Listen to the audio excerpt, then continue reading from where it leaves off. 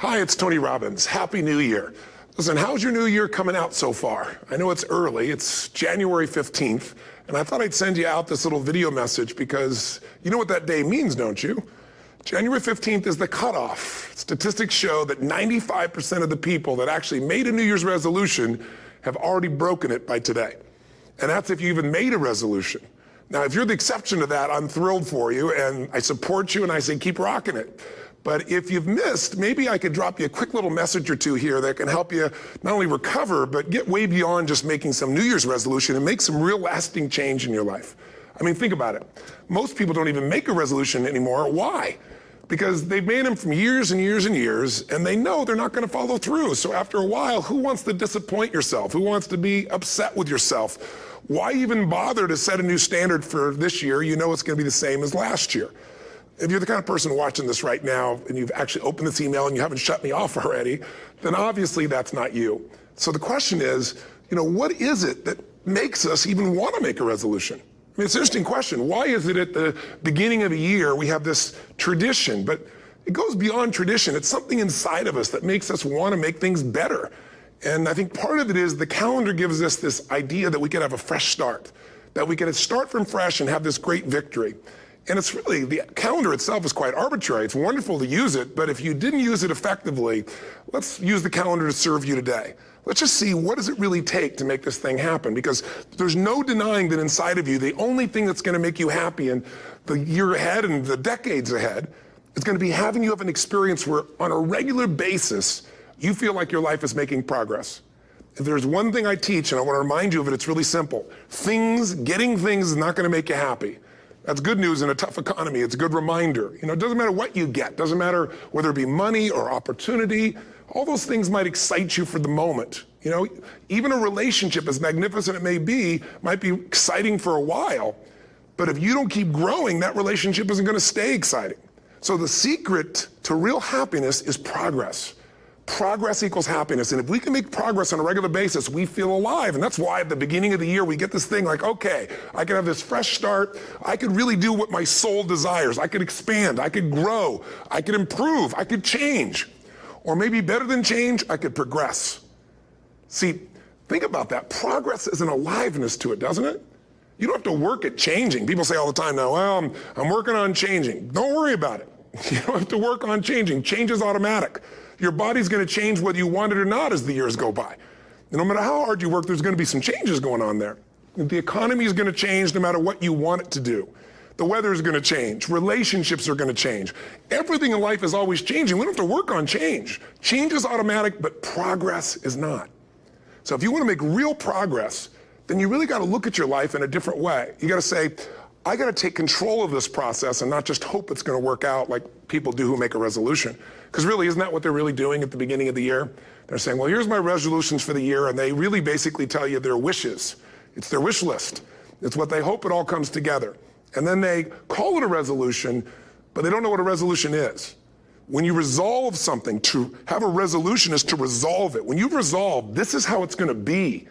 That's when you cut off any possibility except the thing you've committed to. It's like the old adage, if you want to take the island, you burn the boats. Because when you burn those boats, there's no going back. You're going to find a way to make things work. And most people, they're stating what they hope will come together. And if it doesn't happen, then they're disappointed, but they're not too disappointed because they're not too vested. What does it take to successfully create a lasting change in your life? To not only have a New Year's resolution you follow through on, but really have a lasting change? Well, the first step for lasting change is very much like making a New Year's resolution. Fundamentally, it's the same. The first step is you got to have a vision for what it is you really, truly want. Not what you think you want or what you should have. I mean, what are most people's New Year's resolutions? I'm going to stop eating sugar. I'm going to stop smoking. I'm going to lose 10 pounds. The problem with that is it's not very inspiring for most people. It's not telling you what you're going to get. It's only what you're not going to do. And it's kind of hard to have you move forward with that. A vision is about what you're here to create. A vision that really works is one that excites you.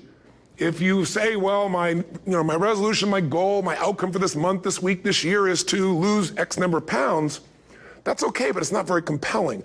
It has to be a compelling vision. It's got to have something that has the power to pull you, not something you have to push yourself to do. Those are two different kinds of motivation. Push requires willpower, and willpower never lasts. What will last is pull. Having something so exciting, so attractive, something you desire so much that you have a hard time going to sleep at night and you get so up early in the morning to rock it and take it to the next level. That's what you're looking to create. And that isn't easy to get. But one of the reasons we do seminars and events and we say, why do that? Why not just read a book or something? Is because when you get in an environment where you're with people that are being put in a peak state, like when you're going to a sporting event, if you watch a sporting event at home, it might have a certain level of excitement. But when you're in a stadium with 50,000 people, suddenly it has a whole different level of intensity. And we feel that. And the bottom line of our follow-through comes down to our emotional intensity.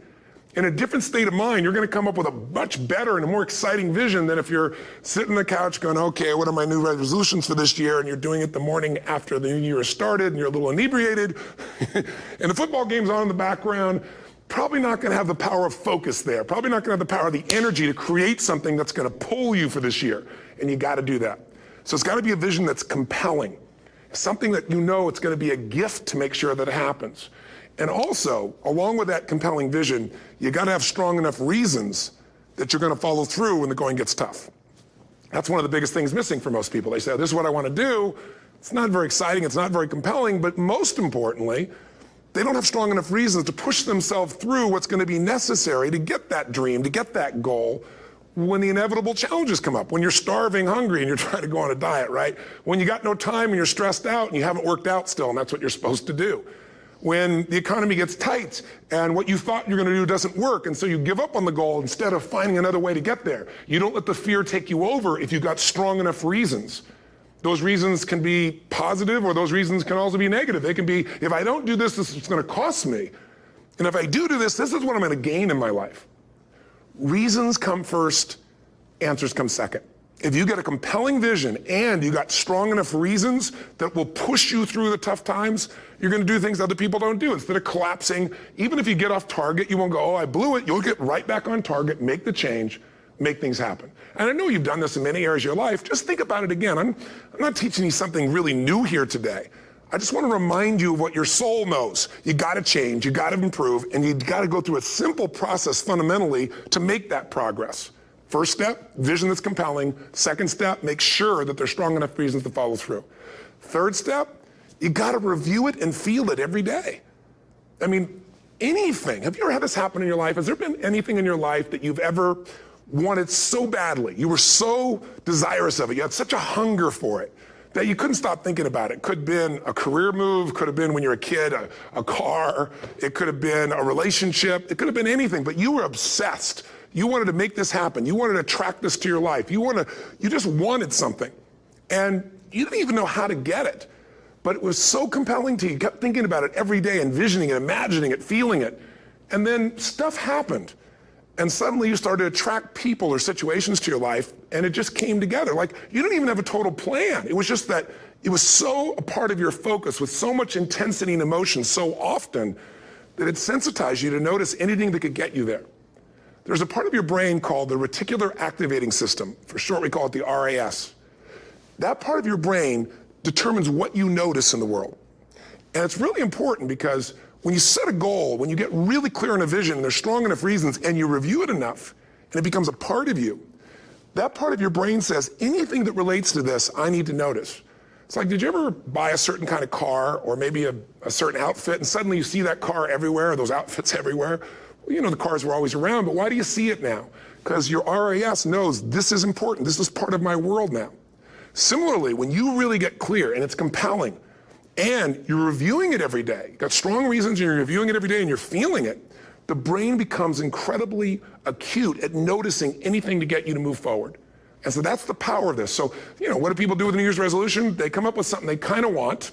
It's not a compelling vision. They don't really have strong enough reasons, and they never review it again until they notice that they broke what they said they really want to have make happen, because they didn't really resolve. If you resolve, you got the vision, it's compelling, you review it daily, and you feel it. You envision it, and you experience it. Simple as it sounds. Now, ultimately, what is this really about? Ultimately, if you're going to have lasting change in anything, you're really talking about just raising your standards. I mean, I always tell people, if you want to know how to change your life, I give it to you in 3 words, boring as it sounds: raise your standards. And what does that mean? Corny as it sounds. Raise your standards. Oh, thank you for the breakthrough thought, Tony. I'm glad I wasted my time watching this little email with you. But think about it. Lasting change is different than a goal. You don't always get your goals, but you always get your standards. Maybe it'll help you is to think about it this way. I try to explain standards to people with a different set of words. Think of it as everybody in life gets their musts. They don't get their shoulds. Like, think about it. Most people have a list of shoulds, don't they? Don't you have a list of the shoulds, things you should do, you should follow through on? I should lose some weight, I should work out more, I should make more calls, I should respond more rapidly to my email, whatever, you know? I should get into the office earlier, I should be, more confident, whatever your should list is. People love to have their should list be met, but it's kind of like New Year's resolutions. If it does, it's really exciting, but if it doesn't, which is most of the time, it's a little disappointing, but you kind of know it's not going to happen. But when you decide something is a must for you, an absolute must, when you cut off any possible, you say, I'm going to find the way, or I'm going to make the way. Human beings, when they resolve things, when they make a real resolution inside themselves, which is they raise the standard and they make it a must, they find the way. Think about it in your own life. Haven't you had some area of your life where you raise your standard and your life has never been the same? Maybe at one time in your life you smoked cigarettes, or you did something and you did it for years and you kept trying to change it and kept telling yourself I should. And then one day something happened. Something just clicked you over. Something took you over that kind of tipping point. And inside yourself you said no more. And it was a very, very different experience, wasn't it? Something inside of you shifted and what was a should became a must and you've never gone back. Is there an area like that in your life you can think of? Again, did you ever smoke cigarettes? Did you ever eat a certain way, drink a certain form of alcohol, and then finally say no more, and you just don't go back? And notice this, it doesn't really take any willpower anymore. Because somewhere when we make this click, when we make something a must, we attach ourselves to it. It becomes part of our identity. And one thing I've learned in the last, 33 years of working with people from now over 100 countries, 4 million people, is human beings absolutely follow through on who they believe they are. If you said to me, well, I'm really going to work hard to stop smoking, but I've been a smoker my whole life and I am a smoker. I know your days are numbered. You're going to be back smoking cigarettes again because we all act consistent with who we believe we are. I tell people the strongest force in the whole human personality is this need to stay consistent with how we define ourselves. If you define yourself as somebody who is really conservative, you're not going to be crazy and act nuts unless you're really drunk or something, and then you can say it's the alcohol, when it's really just you finally getting permission to be yourself. The alcohol is your excuse. If you're a really crazy person, you act crazy, outrageous, playful. You don't act conservative because that's not who you are. Very often people say, well, I can't do that. I'm not that kind of person. And I always say to people, really, when did you define yourself? I mean, really, how many years ago did you come up with what you could and couldn't do in your life? How many years ago? Most people, if they really look at how they're living their life today, it's based on a set of standards, a set of beliefs that they made choices about 10, 20, 30 or more years ago. I mean, very often we made decisions in our youth or very young about what to believe, about what we were capable of, about who we are as a person, and that becomes the glass ceiling, if you will, that controls us. There's a corny metaphor, but it's true. I remember one time I was with my family at the circus, and there was a person there, and they had this big, giant elephant. And you look at this elephant, and they take this little rope, put it around the elephant's neck, and they drive this stake into the ground. And I mean, you look at this, and you know that elephant could rip down the entire tent with almost no effort. And yet, the elephant doesn't struggle, doesn't try. Why? Because the elephant's conditioned. And they take that elephant and condition the elephant when it's a baby elephant. That's how they train him. When it's a little baby elephant and it doesn't have the power yet, they put a big rope around it and they drive this huge stake in the ground, and the elephant fights and fights and fights. And one day, finally, that elephant decides, I'm not capable of pulling this out. And once that becomes the definition of an identity of anyone, an elephant in this case, they don't even try anymore. It's just who I am, that's how it is, that's just the way it is in my life. I'd like to ask you to take a look at any place you've got a limitation and ask yourself, when did I decide to accept that limitation? And you may not even see it as a limitation. You might see it as just that's who I am. But so often in our lives, we've adapted to be a certain way so that we don't fail or so that people will like us or respect us, but it's not necessarily who we are. Joy comes when you're spontaneous. It's really hard to be truly happy when you're not being yourself. And most of us have no clue who we are. And so a big part of my work, if you've ever been to an event, you know, is to get people to do things spontaneously without thinking, because that's when the real you shows up. That's when the energy comes alive. And when you do that, when you start to connect to your true nature, suddenly there's energy available for you to set a higher standard for what you want in your life. That's what this is really all about. And when I talk about standards, when I talk about, you know, shoulds versus musts, think about your own life. I know there have been areas in your life where some point in time you just shifted and you raised the standard and your life changed. Because whatever people have their identity attached to, they live. We live who we believe we are. That's just how it works. It's just kind of like, I'll give you an example. Look at your physical body. Your physical body today is an absolute reflection of only one thing. Not your goals, not your desires, but your standards. The identity you have for yourself. If your standard is you're an athlete, then there's a certain amount of strength, a muscle tone, and energy that's available in your body on a regular basis because that's who you are. And so you do whatever's necessary to maintain that identity. Again, the strongest force in the human personality is this need to stay consistent with how we define ourselves. Because if you don't know who you are, you wouldn't know how to act. Once you lock in on that identity, your brain finds a way to keep you there.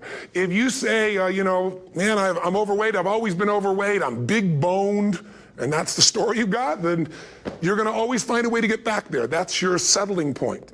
That's your identity. That's where things lock in. If you see somebody who's in really great shape, you ask them, do you work out? You know the answer. Yes. How often? And they'll tell you 3 times, 4 times, 5 times a week, whatever. In a seminar, I'll ask people, who here works out at least 5 days a week? And I'm stand up. And you look around that room, and you know that they work out 5 times a week because you can see their body. You don't just get a result without some kind of action, without some form of ritual. Ritual meaning actions you do consistently. Now, do you think those people that are out there working out 5 days a week, do they have more time than you do? Or I have, or anybody else? Of course not.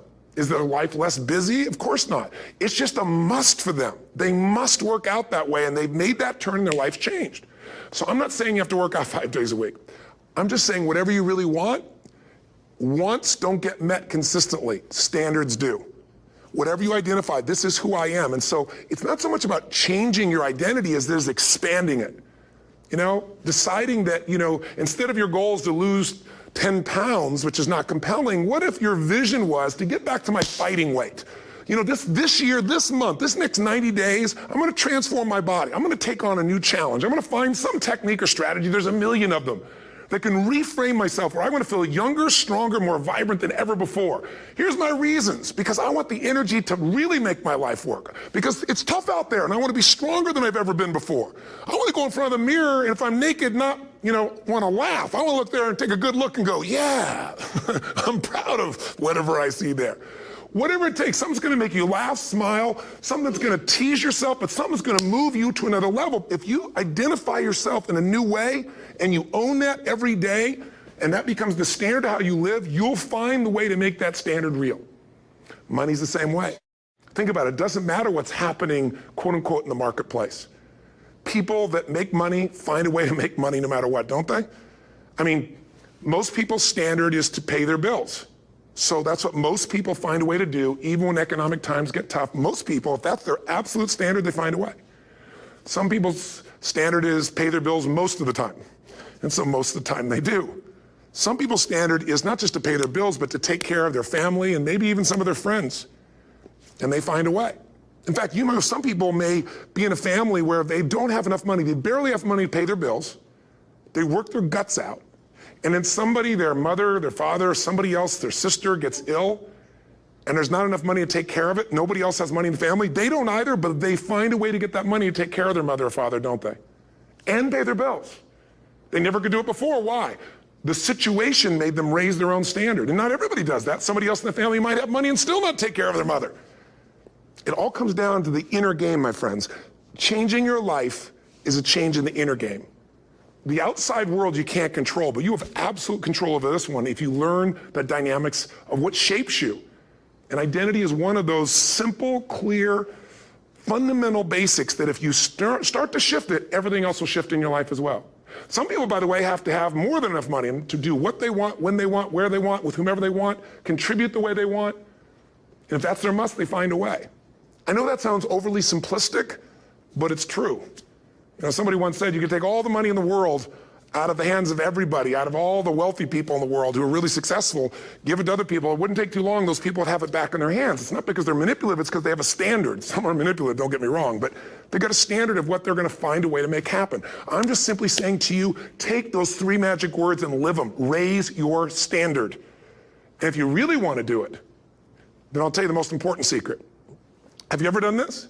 Have you ever told yourself you're raising your standard? Okay, I'm going to go make this happen. I'm going to go make this much money. I'm going to transform my kids. I'm going to create the ultimate relationship in my life. I'm going to transform my body, whatever it is. And then you don't have strong enough reasons and you don't use it. You don't follow through. It's because you didn't back up your standards with what makes those standards real, and that's rituals.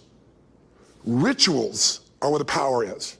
Whenever we do our Robbins results coaching, and we say Robbins equals results, the way we get results with people, it's the same way if you listen to my Ultimate Edge program, or back in the old days, Personal Power, or if you went to one of my seminars. You know what I do is I take these huge challenges you got and we break them down into little bite-sized steps.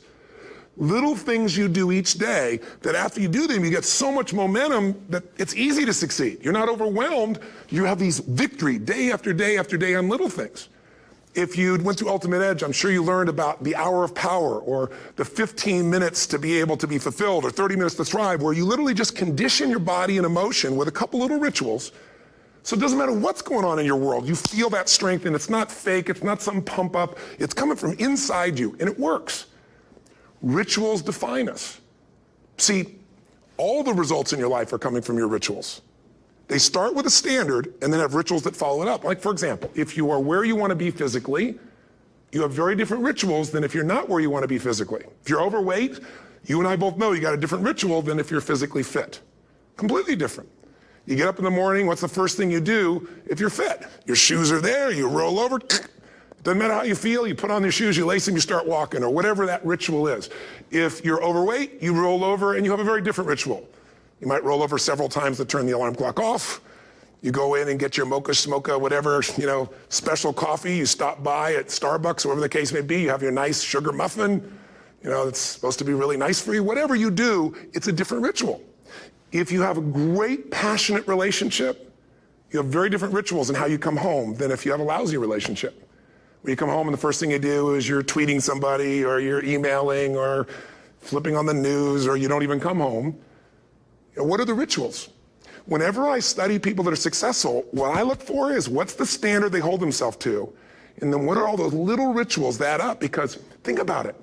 Success and failure are not giant events. They don't just show up. You don't just suddenly become successful or suddenly have this cataclysmic event that makes you fail. It may look that way, but failure comes from all the little things. It's failure to make the call. It's failure to check the books.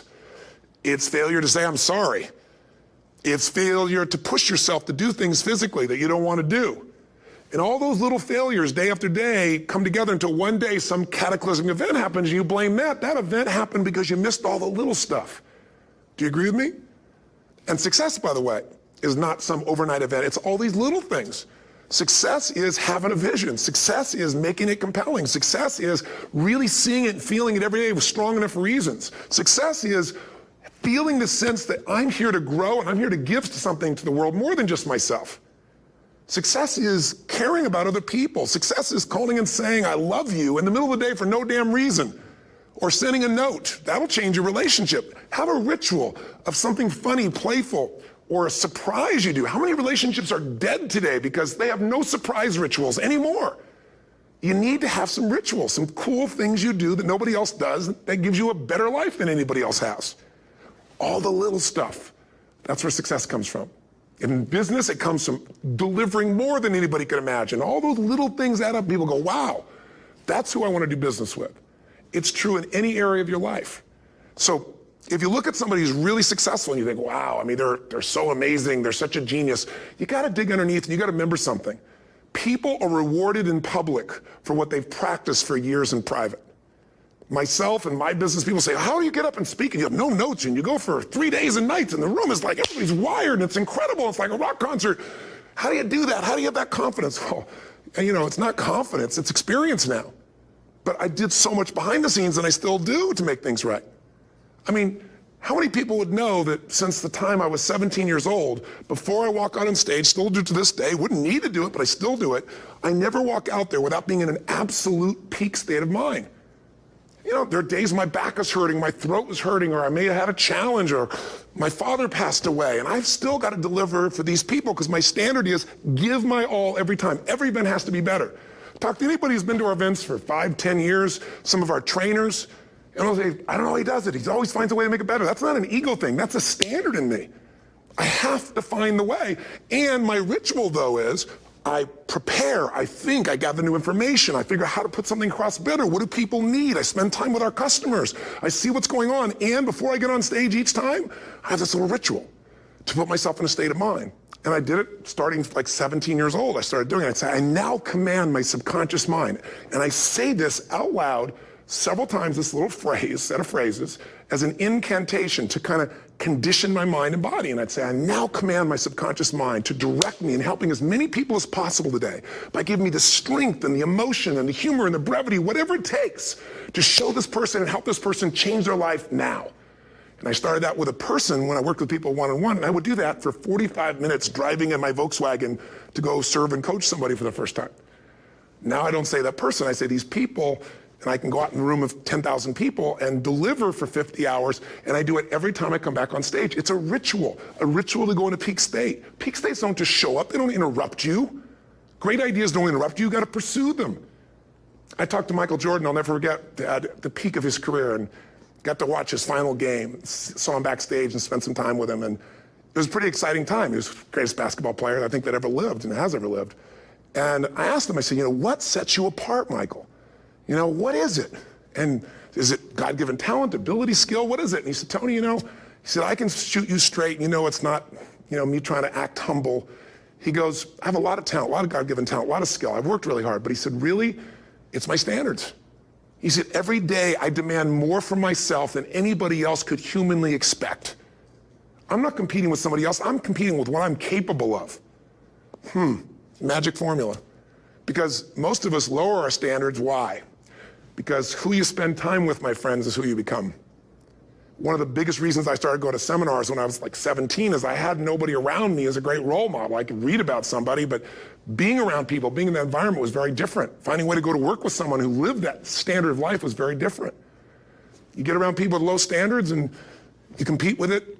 You don't need to compete with it. It's like, okay. Remember Jerry Springer? I don't know if he's still in the air, but I remember he used to get people on the show, and I thought, where would he find these people? And why would people watch? I'll tell you why they watch. They watch these people and go, my life's still pretty darn good compared to that person. Look at them. You don't have to change your life. All you have to do is find somebody with a lower standard, and you'll feel good about yourself. But if you feel that good feeling, it's an illusion. The only thing that's going to make you happy, my friend, and this year or any other, is to step up. It's to raise the standard. It's to discover what you're capable of and feel that incredible power of pushing through whatever's holding you back and get to the other side of more of your true self. That's what this game's all about. And look at the best of the world in anything. Tiger Woods, what's his vision? To win golf tournaments? No, to be the best that ever lived. That's his goal. That's his vision. But here's what's interesting. He backs it up with rituals. If you just have a vision and you don't have the rituals, stop lying to yourself. His rituals are, he started doing things nobody did before. He went and started lifting weights. Golfers lifting weights? No way. He went out and he changed his swing when he was the best in the world because he realized in order to be the best that ever lived, he's gonna have to change his swing. If you know anything about golf, you don't change your swing when you're the best. And he went and retrained himself because he has different rituals than other golfers. Now many people are modeling his rituals to get better. It's amazing. You look at somebody like Michael Phelps, the 2008 swimmer, won 7, only 2 people, I think, in history, if I remember correctly, that have gotten 7 gold medals in one session. And here's a guy, he's got number 6 under his belt, and he's exhausted, and he's going in for that final swim. I'm sure you remember. And how does the guy win? By 1/100th of a second. Do you think that was some massive skill that got him over the top? Or was it a standard that says, this is who I am. I am the champion. And no one is taking this from me. And somehow in those final milliseconds, 100th of a second, he pushed himself just beyond his competitor. But you know about Michael Phelps? What allowed him to be able to push beyond that moment is his rituals. Go study the guy. Most people who swim have these unbelievable workouts.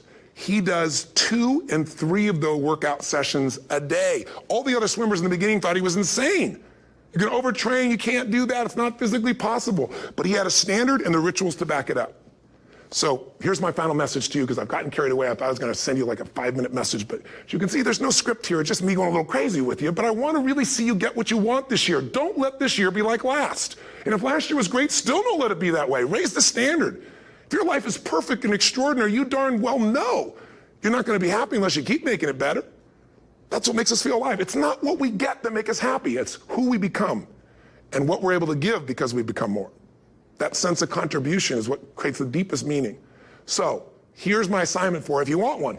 If you want to go from conversation to some action, here's a simple thing to do. What's an area of your life right now that you really want to improve? What's an area that's important to improve? If your body's great, how about your career? If career's great, how about your relationships?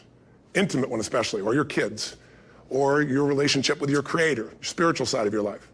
Or is it your finances? Figure an area that really matters. Decide on that area. Number one, write down what your life is like in that area right now as specifically as possible. So you might say, well, I'm 13.5 pounds overweight, whatever the weight is, whatever the situation is, or my body fat's like this, or I wake up exhausted in the morning, and you write the truth of where you are right now. So you're real clear. Or I'm not in a relationship. I say I want a relationship, but I'm not in one, and I don't seem to find them. All the good ones seem to be gone is my belief. And I really do want one, but I don't have it. Whatever your definition. Or I'm in a relationship, and God, I wish I wasn't in a relationship. I'm planning my escape, wherever you are. Or I have a wonderful relationship, we love each other, but there just isn't enough passion. Just write the truth of where you are. The area you want to change, but write how it is. And then the second step is, and this is where you gotta be really honest with yourself. What are the rituals that have put me there? Because whatever results you're getting, even if you don't like the results, there's some rituals that are keeping you in that place. There's some rituals of what you eat or don't eat, how you move or don't move, how you sleep or don't sleep. There's some rituals in the lack of variety or spice or energy or focus in an area. There's something you're doing, and it's usually not one thing, it's a bunch of little things that you kind of do consistently whenever you think about getting in a relationship, whenever you think about working out, whenever you think about money. You get yourself in a state of overwhelm. You start thinking about all the things you can't control. Just write down all the rituals you have, and then here's the third step. What do you want? What's your vision? And be really specific. I want to be my fighting weight. I want to be the strongest I've ever felt. I'm going to turn my, whatever it is, be specific. And then, last step, number 4, what are the rituals that'll get you there? What would you need to do differently each morning if you're going to be that kind of energy, that kind of strength? How often would you work out? What days would you work out? What time? A ritual is something you do consistently, usually at a specific time, so it becomes automatic. Let me tell you something. Willpower doesn't last, but rituals can last a lifetime. I bet you have some rituals in your life right now you've been doing for years, even though some of them don't serve you. I'm just saying, wake yourself up. If you want a new year and a new life, you don't need to start on January 1st. Start today. Start with this little video. And just begin to see what happens and see how easy it is to just do a few little rituals. Don't do them all, just do 2 or 3 new things. And you know what happens? You'll get momentum. Because once you discipline yourself in one area of your life, you feel yourself doing it in other areas as well. And I always say something that my original teacher taught me. I always remind people, there's always 2 pains in life. There's the pain of discipline, or there's the pain of regret. And discipline weighs ounces, as my friend Jim Rohn taught me. Regret weighs tons. You don't want to have regret. So right now, what do you want to change? What's it really like? What are the rituals that got you there? That'll take a little homework. If you're not sure, ask the people around you. They'll tell you what your rituals are. What do I really want in depth? What are the rituals that'll get me there? And then get yourself to start a few of those actions and lock them in place. If I can help you in any way, we're here as a company to support you. Come have an event with us. Come to Unleash the Power Within or Mastery University, or get a coach. You can get a free coaching session if you call our company and click on something on this. We'll probably have something on it, or get a product. Or don't do anything with us, but do something with somebody, starting with you. If you make the changes in yourself, you're going to be proud this year, and no amount of money or accolades from other people can mirror the feeling of being proud of knowing you've taken back control of your life, or you've taken a great life to another level. Because once you do that, you have something you can give other people, whether it be your kids or your friends or your family. And ultimately, that's what life's about. So thanks for listening. I don't know how long I went here, but I hope this has been helpful for you. I just thought it's a new year, and I want people to be able to truly create a new life. And until I see you again, hopefully soon, or gets a chance to meet you, live strong, and live with passion. And of course, God bless you. Happy New Year.